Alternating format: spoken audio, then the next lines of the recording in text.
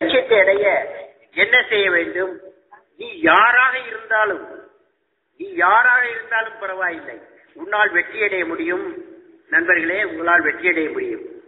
2020க்குள் வளமான நாட்டை நாம் காண்போம். இந்தியா, ஸ்ரீலங்கா போன்ற நாடுகள் வளமான நாடாக மாற வேண்டும். நண்பர்களே, உங்கள் அனைவரையும் பார்க்கும் பொழுது எனக்கு ஒரு அனுபவத்தை பகிர்ந்து கொள்ள விரும்புகிறேன். அதை பற்றி நீங்கள் தெரிந்து கொள்ள வேண்டும். லீட் இந்தியா 2020 அமைப்பு என்ற ஆச்சாரியா சுதர்சன்ஜி அவர்களால் ஆந்திர மாநிலத்தில் தொடங்கப்பட்டு இன்றைக்கு கிட்டத்தட்ட 4 மாநிலங்களிலும் வெளிநாடுகளிலும் வைக்கும் இந்தியர்கள் பற்றியிலும் சிறப்பாக செயல்பட்டு வருகிறது. பல லட்சக்கணக்கான மாணவர்களை சந்தித்து நான் மாணவர்களுக்கு அளித்த 10 உறுதிமொழிகளில் இருந்து சிறப்பு பயிற்சி அளிக்கிறார்கள். அதோடு மட்டுமல்லாமல் ஆசிரியர்களை தேர்ந்தெடுத்து அவர்கள் சிறப்பு பயிற்சி அளித்து மாணவர்களை திறப்பட செயல்பட வழிநடத்தும் விதமாக மாணவர்களுக்கு அந்த 10 உறுதிமொழிகளில், அதாவது கீழ்கண்ட வழிகளில் பன்முக பயிற்சி அளிக்கிறார்கள். உண்மைக்கும் நேர்மைக்கும் எடுத்துக்காட்டாக எப்படி வாழ்வது, கடமை கண்ணியம் கட்டுப்பாடுடன் எப்படி நடப்பது, அடுத்தவர்களை மதிக்கவும் அடுத்தவர்களை பாராட்டும் பண்பையும் எப்படி வளர்த்துக் கொள்வது, பொருளுடன் எப்படி வாழ்வை எதிர்கொள்வது, தன்னம்பிக்கையுடன் எப்படி வாழ்க்கை சவால்களை சமாளிப்பது, பேச்சு மற்றும் தொடர்பு திறனை எப்படி வளர்த்துக் கொள்வது, கூடி உழைத்தால் எப்படி மிகப்பெரிய வெற்றியடையலாம் என்ற தத்துவத்தை புரிய வைப்பது, கற்பனை திறனுடன் கூடிய தலைமை பண்பை எப்படி வளர்த்துக் கொள்வது என்ற தனித்தன்மையை கற்றுத்தருவது, கோபத்தையும் சோம்பலையும் சுயநல நோக்கையும் வெறுத்தால் எப்படி நாம் எல்லோராலும் விரும்பப்படுவோம், மதிக்கப்படுவோம் என்ற சிறப்பியலை கற்றுக் கொடுத்தல், நீ எனக்கு எதை கொடுப்பாய் என்ற எண்ணத்தை மாற்றி என்னால் எதை கொடுக்க முடியும் என்ற எண்ணத்தை மாணவர்கள் மற்றும் இளைஞர்கள் மத்தியில் விதைத்து அந்த நல்ல குணத்தை வளர்த்தல். இப்படிப்பட்ட சிறப்பியல்களை மாணவர்களுக்கும் ஆசிரியர்களுக்கும் கற்றுக் கொடுத்து அவர்களது வாழ்வில் ஒரு மாற்றத்தை ஏற்படுத்தும் முகமாக பல நாடுகளில் பல மாநிலங்களில் சிறப்பு பயிற்சி அளித்து கிட்டத்தட்ட 35 முதல் 50% மாற்றத்தை ஏற்றத்தாழ 10 லட்சம் மாணவர்கள் மத்தியிலும் ஆயிரக்கணக்கான ஆசிரியர்களிடம் கிட்டத்தட்ட 20% முன்னேற்றத்தையும் கொண்டு வந்ததில் லீட் இந்தியா 2020 அமைப்பு மிக பெரும் பங்கு வகிக்கிறது. எனவே அப்படிப்பட்ட ஒரு அடிப்படை மாற்றத்தை, மனமாற்றம் மட்டுமல்ல குணமாற்றத்தையும் மாணவர்கள் மத்தியில் கொண்டு வர வேண்டும். இந்த சிறப்பு பயிற்சி இந்தியா முழுமைக்கு சென்றடைய முயற்சி எடுக்கப்பட்டு வருகிறது.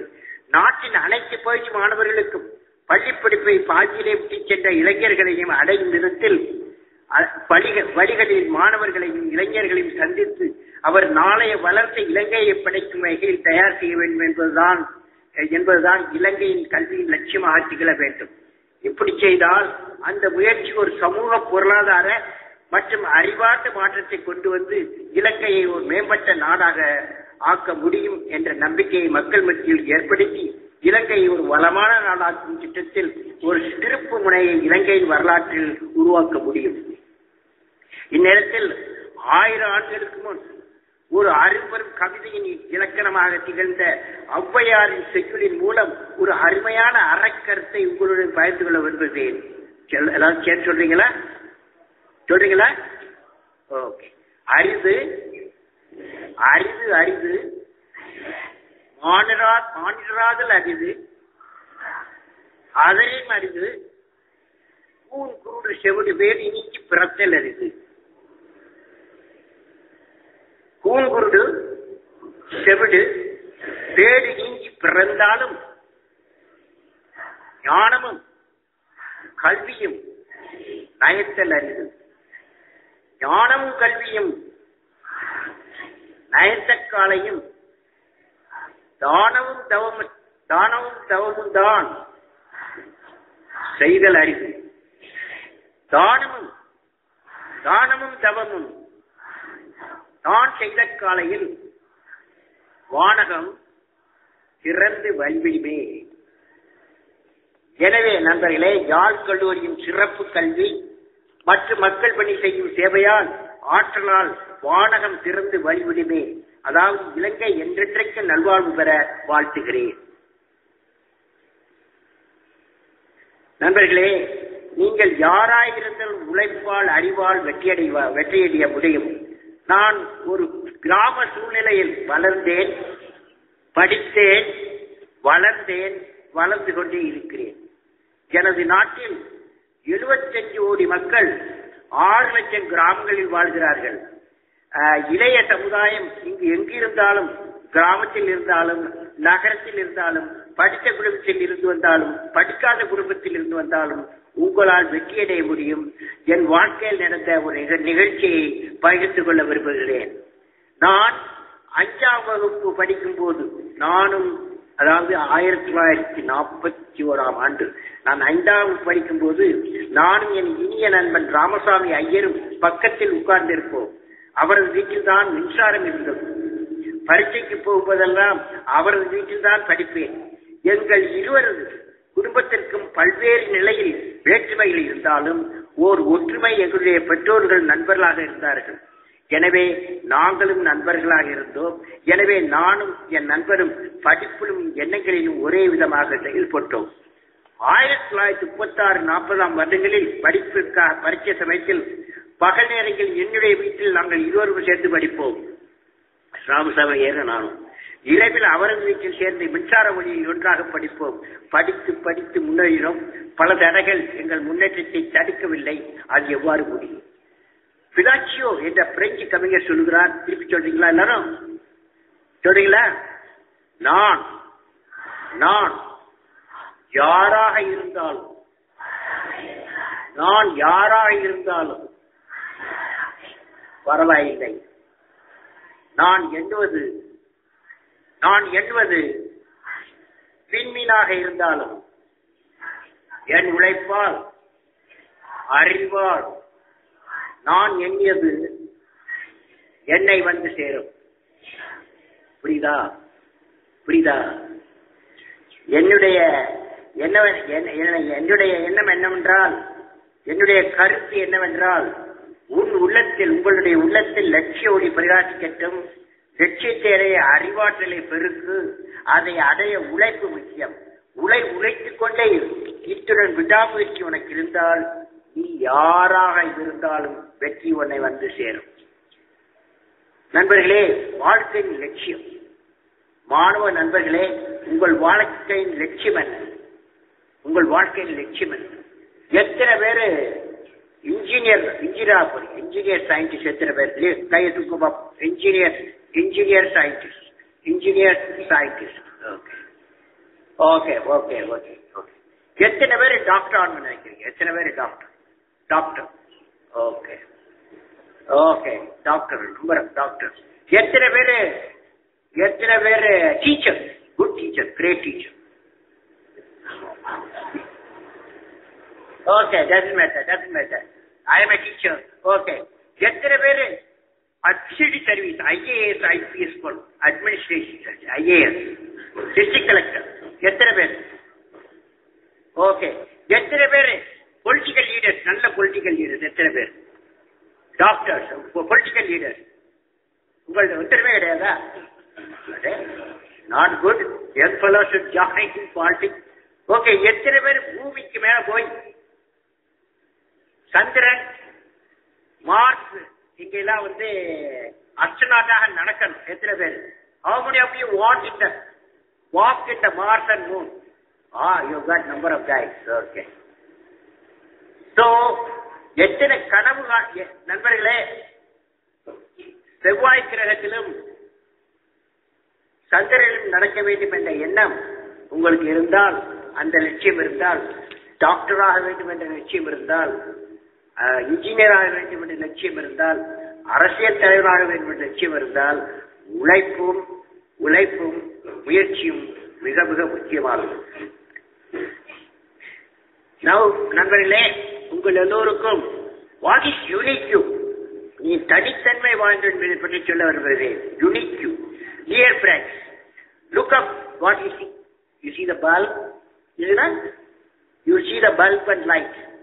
What else may I remember you? Whom do you remember?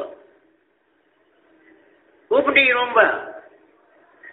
Very good. Thomas Alva Edison, you remember. Now, every day, sometimes aircraft fly over your hostel, your school, colleges. Whom do you remember? Two guys. Right? Very good. Right, brothers. Now, every one of you, some of you, your parents will have a mobile telephone. In the home telephone, whom do you remember? Very good. Graham Bell. Graham Bell was discovered the telephone. Now, friends, I'm going to tell you one Indian scientist. He was traveling from UK, from Britain, from London to Calcutta. When he was traveling one evening, like today's evening, the sun was shining, and he saw the sky was blue, and sea was blue. The horizon was blue, sky was blue, sea was blue. He asked why? Why sky is blue? Why sea is blue? For that question, he has to work for nearly 1 year, and he found the answer, and he got a Nobel Prize. So issue is, you must ask questions. Question till your curiosity is fulfilled.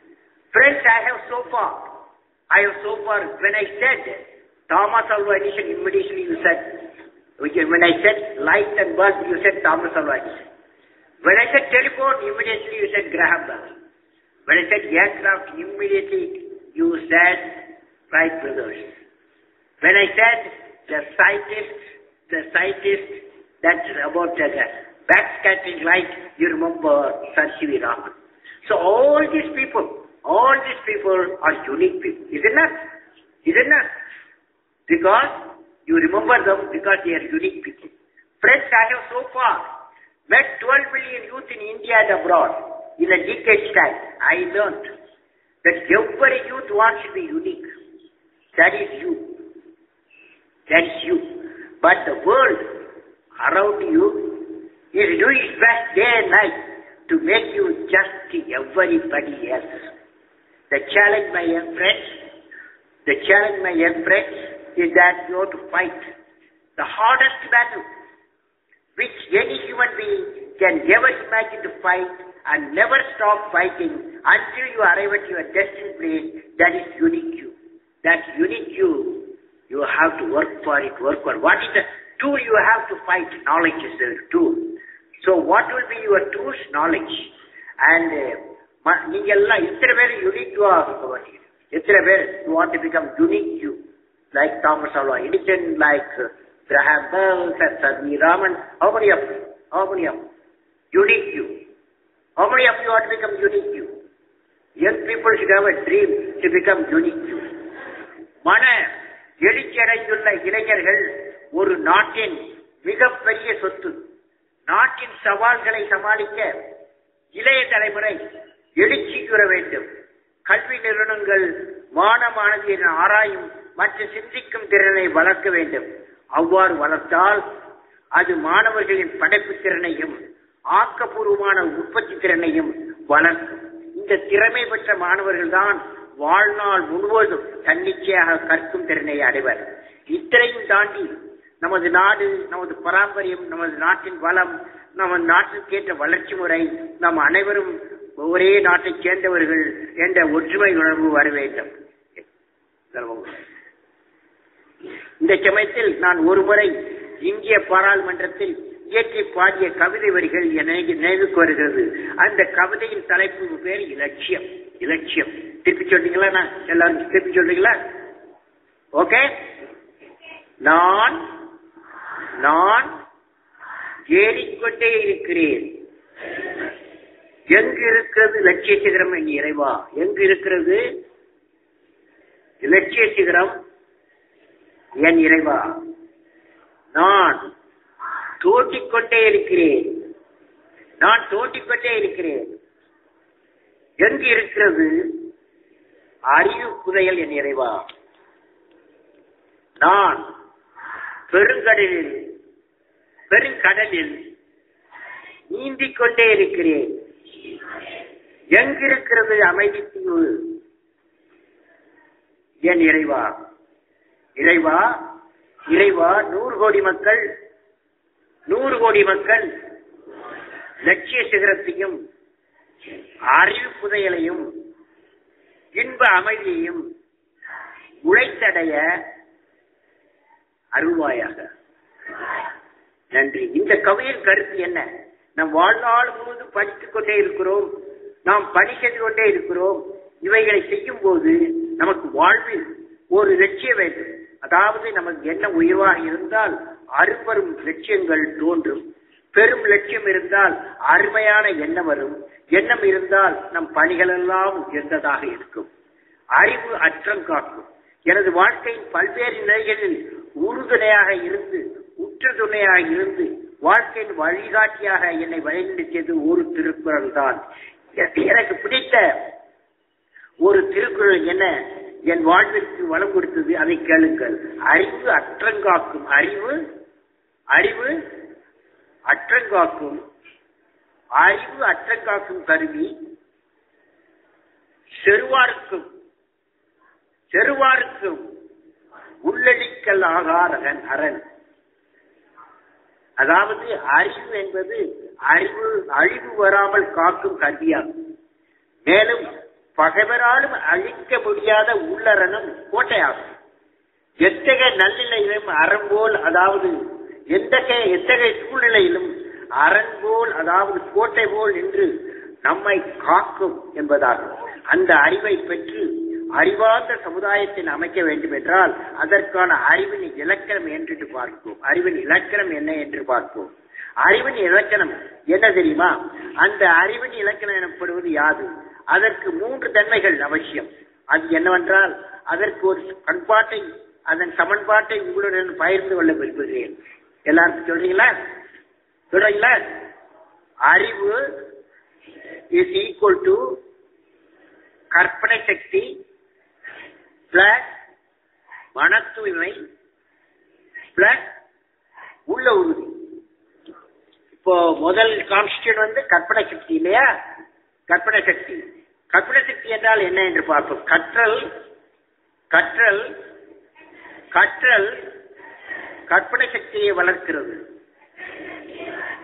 கற்பனை சக்தி சிந்திக்கும் திறனை தூண்டுகிறது. சிந்தனை அறிவை வளர்க்கிறது. அறிவு உன்னை எப்படி மாற்றும்? அறிவு உன்னை என்னவாக மாற்றும்? அறிவு உன்னை மகானாக்கும். கற்பனை சக்தி உருவாவதற்கு குடும்ப சூழ்நிலையும் பள்ளி சூழ்நிலையும் தான் மிக முக்கிய காரணங்களாக அமையும். அந்த சூழ்நிலை உருவாவதற்கு என்ன வேண்டும்? ஒவ்வொரு உள்ளத்திலும் மன தூய்மை வேண்டும். மன தூய்மை என்றால் என்ன சொல்றீங்களா? எண்ணத்திலே 2 நாள் சாப்பிடலையா? எண்ணத்திலே மன தூய்மை இருந்தால் நடத்தையில் அழகு மிளிரும். நடத்தையில் அழகு மிளிர்ந்தால் குடும்பத்தில் சாந்தி நிலவும். குடும்பத்தில் சாந்தி இருந்தால் நாட்டில் சீர்முறை உயரும். நாட்டில் சீர்முறை இருந்தால் உலகத்தில் அமைதி நிலவும். நன்றி நண்பர்களே. எல்லாவற்றிற்கும் அடிப்படை உணர்ச்சி மன தூய்மை என்பதை இச்சிறு கவிதை மூலம் உங்களுக்கு தெளிவாக இருக்கும் என்று நம்புகிறேன். மன தூய்மை எங்கிருந்து வருகிறது? 3 பேரிடம் இருந்துதான் இதை கற்றுக்கொள்ள முடியும். யார் தெரியுமா? யாரு? 3 மன தூய்மை யார் கொடுக்க முடியும்? சொல்லுங்க பாப்போம். தாய், தந்தை, ஸ்பிரிச்சுவல் என்வாயர்மெண்ட். தாய், தந்தை இந்த புனித வளர்ச்சி பாதையில் மற்றும் ஆரம்ப பள்ளி ஆசிரியர்கள் தான் இத்தன்மையான நல்லொழுக்கத்தை கொடுக்க முடியும். கரெக்ட். நல்ல உள்ள உறுதி. 3வது நல்ல உள்ள உறுதி. திருப்பி சொல்றீங்களா? புதிய எண்ணங்களை உருவாக்கும் உள்ள உறுதி இன்று என்னிடம் மலர்ந்துள்ளன. எனக்கென்று ஒரு புதிய பாதையை உருவாக்கி அதில் பயணம் செய்வேன். முடியாது முடியாது என்று எல்லோரும் சொல்வதை என்னால் முடியும் என்ற மன உறுதி என்னிடம் உருவாகிவிட்டது. புதிய விஞ்ஞான கண்டுபிடிப்புகளை செய்ய முடியும் என்ற உள்ள உறுதி என்னிடம் என்றென்றைக்கும் கொந்தளிக்கிறது. இந்த உறுதிகள் எல்லாம் இளைய சமுதாயத்தின் சிறப்புகளாகும், அஸ்திவாரமாகும். இந்த நாட்டின் இளைய சமுதாயத்தின் உறுப்பினரான நான் என் கடின உழைப்பாலும் உள்ள உறுதியினாலும் தோல்வியை தோல்வியடை செய்து வெற்றி பெற்று என் நாட்டை, இலங்கையை வளமான நாடாக்குவேன். நன்றி. நண்பர்களே, உள்ளத்தில் உறுதி வேண்டும் என்று சொன்னேன். எப்படி வரும்? யார் மூலம் வரும்?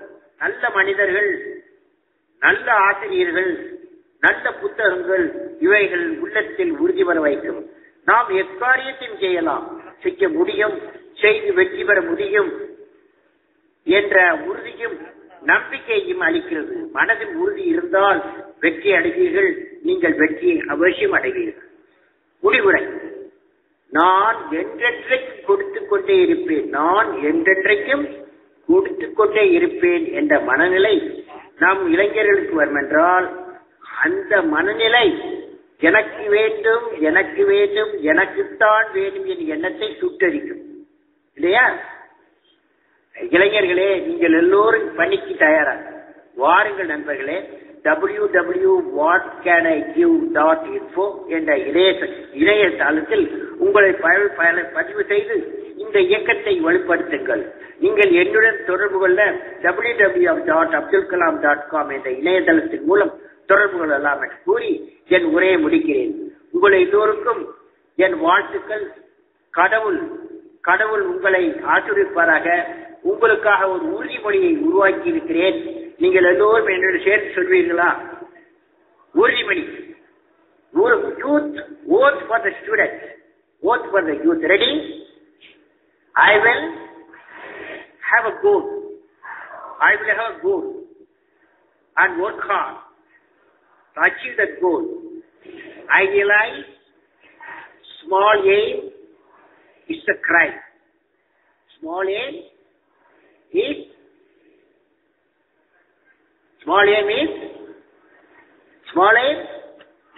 a crime. I'll be good member of my family, good member of the society, good member of the nation, and a good member of the world. I work with integrity and succeed with integrity. I will always try to save or better someone's life. Wherever I am, a thought will always come to my mind. That is, what can I give? What can I give? What can I give? I will always protect and enhance the dignity of every human life. I will always remember that let not my winged days be spent in vain. I will always work for clean planet Earth and clean energy. As a youth of the world, I'll work with courage to achieve success in all my tasks and enjoy success of others. Enjoy success of my national flag place in my heart, and I'll bring glory to my nation. Thank you, friends. You're all good, bright children. God bless you.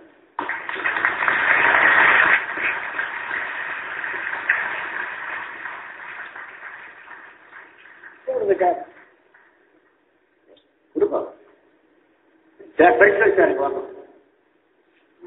இது உங்க library, இந்த books எல்லாம் உங்க library.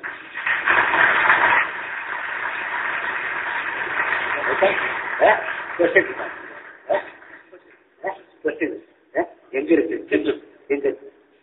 Hello friends, you have some questions? Who want to ask questions? Immediately rush here.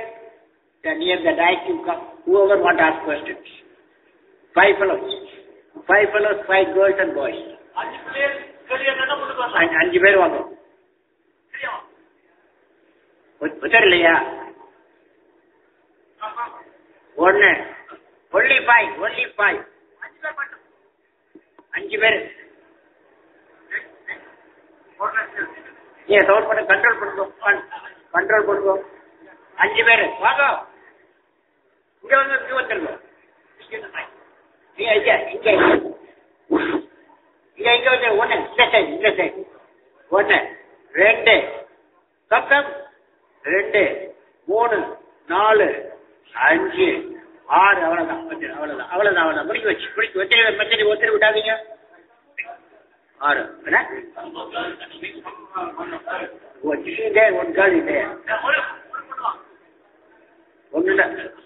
One more girl student can come.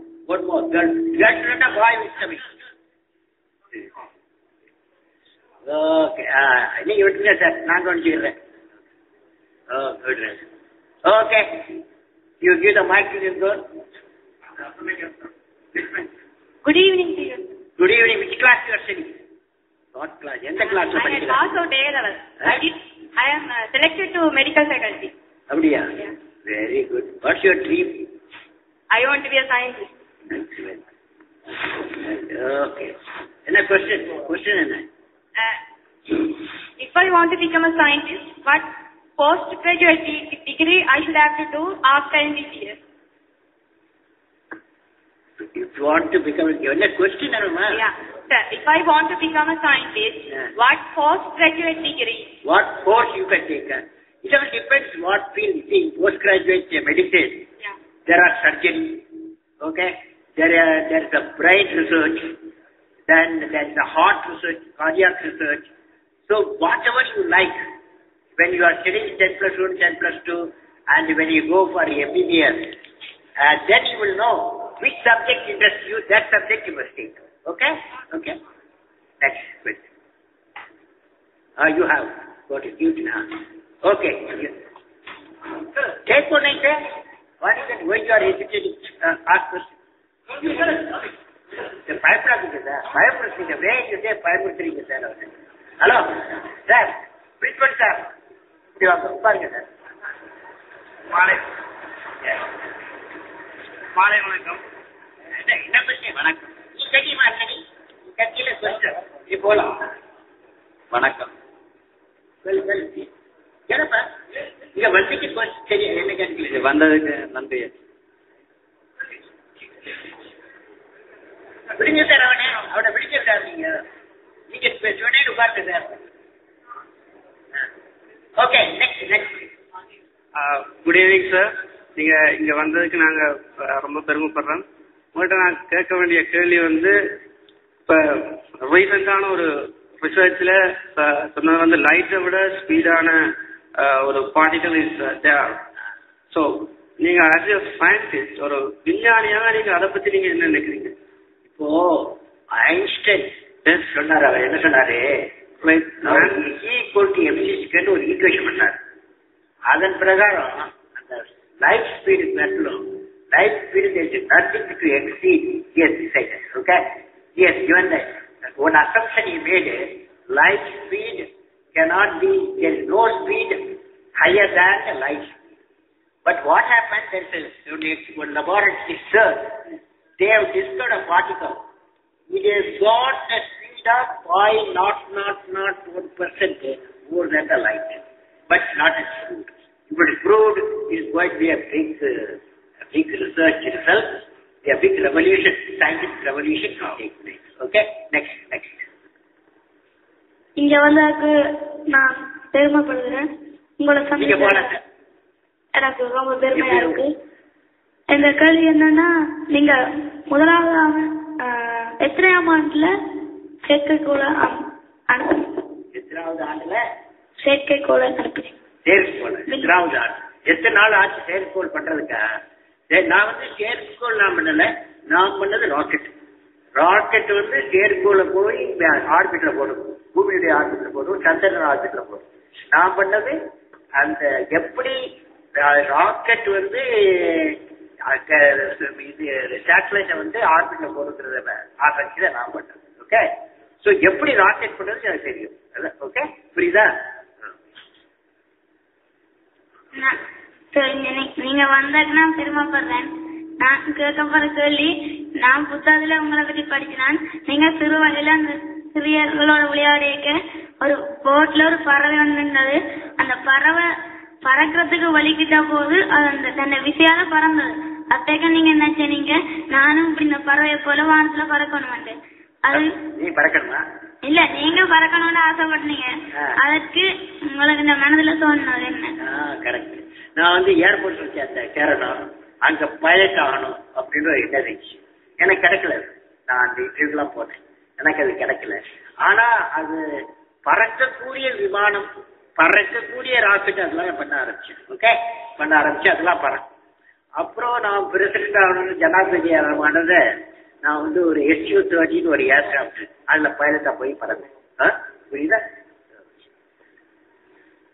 நீங்க வந்ததுக்கு உங்களுக்கு நாங்க thanks sir. நீங்க எங்கள மாதிரி நாங்க வர்றதுக்கு என்னன்னு சார் தொடர்ந்து படிக்கிறோம்டா.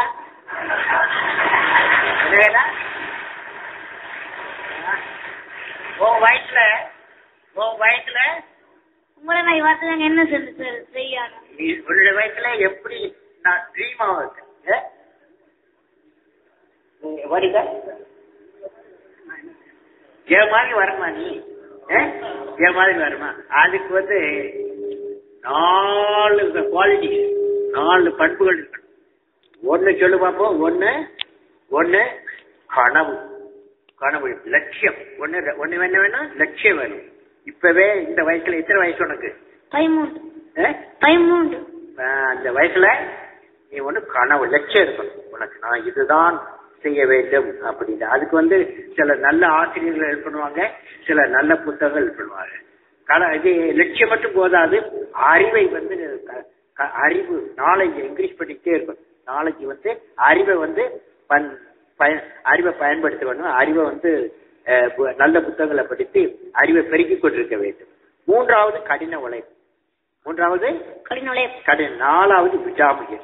விடாமுயற்சி, கடின உழைப்பு, அறிவு சேர்த்தல், அப்புறம் லட்சியம் என்று 4 இருந்தால் நீ யாராகவும் ஆக முடியும். சொல்லுவாப்போ எனக்கு ஒரு லட்சியம் இருந்தால் நான் யாராக இருந்தாலும் பரவாயில்லை. விண்மீனுக்கு போக வேண்டுமானாலும் உழைத்தால் அறிவால் முயற்சியால் விண்மீனிடம் போய் சேர்ந்து கொள்வேன். விண்மீனை நோக்கி முன்னேறுவேன். நீ என்னமா சொல்லு? Good evening, sir. I'm Prashayani Ganeshingam. My question is... What class you are studying? I'm studying grade 13. Grade 13. Advanced level.